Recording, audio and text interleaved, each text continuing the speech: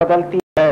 یزید کہتا ہے سکینہ یہ اپنا پاؤں کیوں اٹھاتی ہو؟ شہزادی نے جب یہ حالات بتلائے تو بجائے رحم کرنے کے تو اس نے کہا سکینہ روداد کربلا میں سنا کہ تمہارا باپ تمہیں بہت چاہتا تھا. کہا یزید بات صحیح ہے، کہا اپنے باپ کے سر کو بلاؤ. اور میری شہزادی نے دربار میں اپنے بابا کے سر کو بلایا تھا، اپنے بابا کے سر کو بلایا تھا اور یزید کے سامنے حسین کا سر تشت طلا سے بلند ہو کر سکینہ کی گود میں پہنچا تھا. اس یزید کے محل کے یہ کھنڈرات ہیں جسے آپ دیکھ رہے ہیں، جس نے میری شہزادیوں کے ساتھ یہ مظالم کیے تھے، آج اس کا نام و نشان باقی نہیں ہے.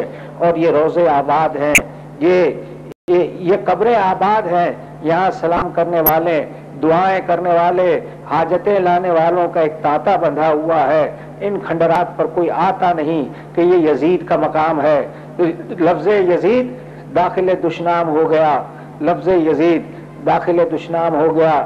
مگر ہاں عزیزو، یہی وہ گلیاں ہیں، یہی وہ راستے ہیں جہاں اہل بیت اطہار کے لٹے ہوئے قافلے کو گھنٹوں روکا گیا تھا. یہی وہ مقامات ہیں جہاں کہیں پر حسین کا سر رکھا گیا تھا. یہی وہ مقامات ہے جہاں سے اہل بیت اطہار کا لٹا ہوا قافلہ گزرا تھا. اب یہ جو آپ مناظر دیکھ رہے ہیں یہ سارے انہی میں سے چند مناظر ہیں کہ کہیں حسین کا سر رکھا تھا، کہیں اہل بیت اطہار کے لٹے ہوئے قافلے کو بٹھلایا گیا تھا، کہیں شہدائے کربلا کے سروں کو رکھا گیا تھا. عابد بیمار کہتے ہیں چند رسیاں لائی گئیں اور ہمیں ایک غلاموں کی طرح باندھ کر کھینچتے ہوئے دربار کی طرف لے کر چلے.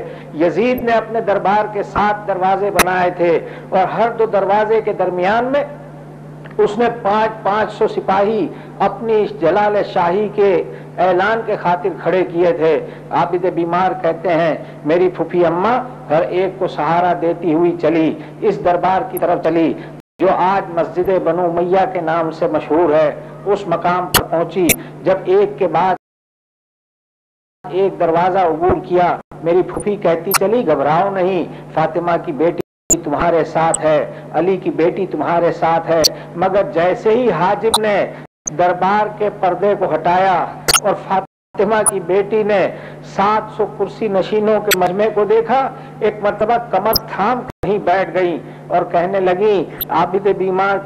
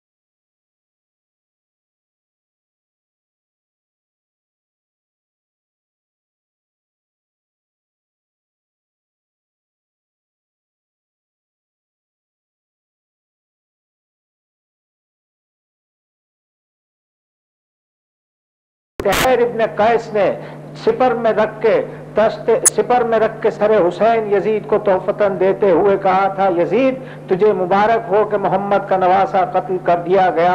اور اس کے بعد اس نے روداد کربلا سنائی اور وہیں پہ یزید نے یہ فقرہ کہا تھا قل اللہم مالک الملک تؤتی الملک ممن تشاء وتنزع الملک ممن تشاء وتعز من تشاء وتذل من تشاء بیدک الخیر. اور یہ فقرہ تمام ہوتے ہی میری شہزادی نے خطبے کا آغاز کیا تھا یہ کہتے ہوئے مہلن مہلا لا تکلم جہلا، ٹھہر جا یزید جہالت کی باتیں نہ کر. اور اس کے بعد میری شہزادی نے کہا تھا یزید کیا یہی تیرا انصاف ہے کہ تیری لونڈیاں، تیری کنیزیں اور تیری باندیاں پسے پردہ بیٹھیں اور محمد کی نواسیاں تیرے سامنے دربار میں ننگے سر کھڑی ہوں؟ کیا یزید، اے ہمارے آزاد کردہ غلام کے، ہمارے آزاد کردہ کے بیٹے، میں تجھ سے اور کیا توقع کر سکتی ہوں جس کے بزرگوں نے میرے بزرگوں کا کلیجہ چبایا ہو؟ اور یزید، تو یہ ہاتھ کی چھڑی میرے بھائی کے دانتوں پر رکھ کے بہن کو ڈرانا چاہتا ہے؟ یزید، زینب ڈرنے والی نہیں ہے۔ یزید سن لے، تیری رائے میں فتور آ گیا، تیرا دربار منتشر ہونے والا ہے، تیری حکومت ختم ہونے والی ہے۔ اور وہیں اس مظلوم شہزادی نے اپنے پھٹے ہوئے دامن کو پھیلا کے کہا تھا پالنے والے، جہاں تو نے ہمیں شہادت اور سعادت سے سرفراز کیا ہے، وہاں تو ہمیں زمین میں خلافت عرضی بھی عطا کر، زمین میں ہمیں تمکنت عطا کر، خلافت عرضی عطا کر۔ عزیزو، گھنٹوں اس دربار میں ہماری شہزادیاں کھڑی رہیں، گھنٹوں کھڑی رہیں، اور شہزادی زینب کے اس ایک خطبے نے یزید کے وہ سارے کرتوت، یزید کے وہ سارے اعمال و افعال جس کو وہ لوگوں سے چھپائے ہوئے تھا، منظر عام پر لے آئی۔ اور اسی دربار میں، جیسے میں نے کہا کہ میری شہزادی سکینہ نے اپنے باپ کے سر کو بھی بلایا تھا۔ اور اب عزیزو، جو منظر آپ دیکھ رہے ہیں، یہ وہ مقام ہے جہاں پر شام کے قبرستان میں امہات المومنین جناب ام حبیبہ اور جناب ام سلمہ کی قبریں ہیں۔ جناب ام سلمہ یہ وہ زوجہ رسول ہے، یہ وہ ام المومنین ہے کہ جن کو اللہ کے رسول نے خاک کربلا دی تھی۔ اور جب میرا مولا حسین مدینے سے چل رہا تھا، جب میرا مولا آمادہ سفر تھا، اور کسی نے کہا تھا آ کر کے مولا آپ کی نانی نے آپ کو بلایا ہے، حسین نانی کے پاس گئے، خاندان کی بزرگ شخصیت ہے، حسین نے اپنا سر اپنی نانی کی گود میں رکھ دیا تو کہنے لگی میرے لال، سب جگہ جا رہا میرے لال،